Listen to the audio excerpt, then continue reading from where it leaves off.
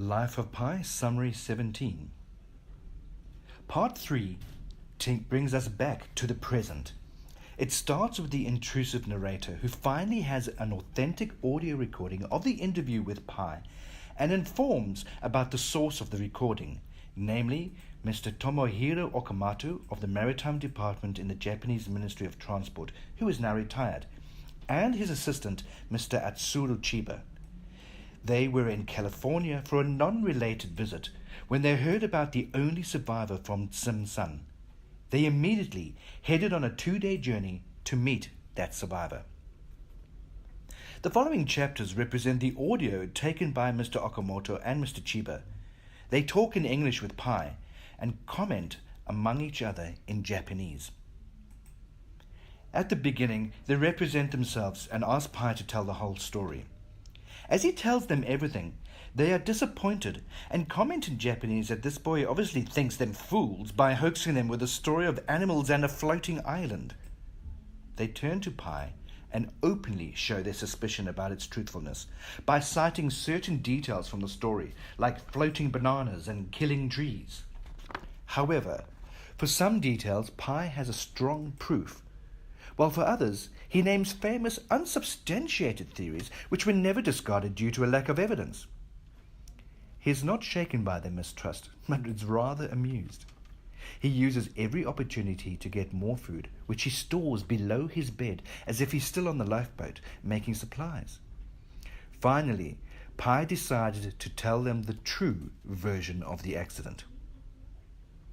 There were no animals on the lifeboat. There was a cook from France, a sailor who spoke only Chinese, Pi's mother, and Pi himself.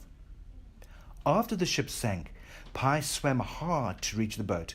His mother held on to bananas until she reached the boat, while 2 members of the crew were already on the boat. The young sailor had his leg broken when he jumped from the ship onto the lifeboat. It was an open fracture and he was unable to walk. Pi's mother and Pi both nourished him as much as they could, feeling sorry for his loneliness. On the other hand, the cook was mean and selfish from the start.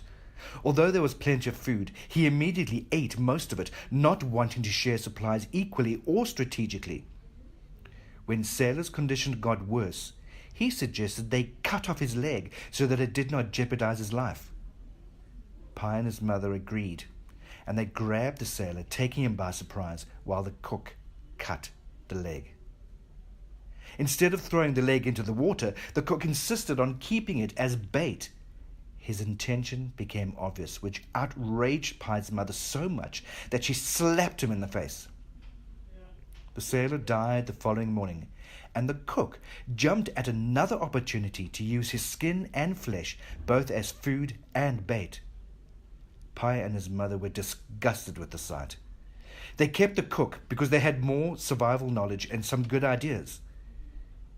There were days when they even behaved like friends. However, this idyllic situation did not last for long, as the cook soon put up a fight, killing Pi's mother right before his eyes. Pi was shocked, but did not react right away. Instead, he waited for the next morning to kill him.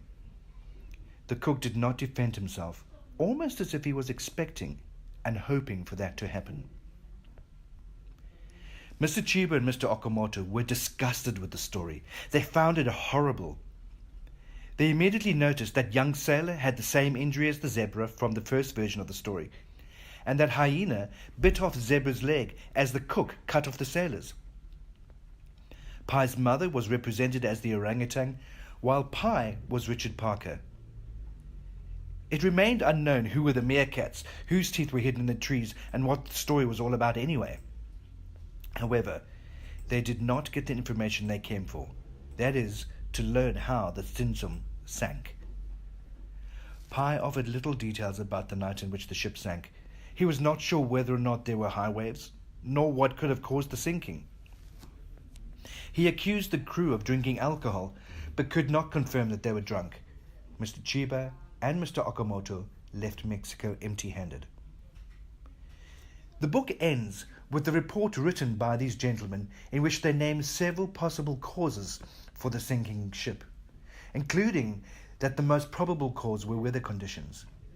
However, it could not be determined from the evidence they have.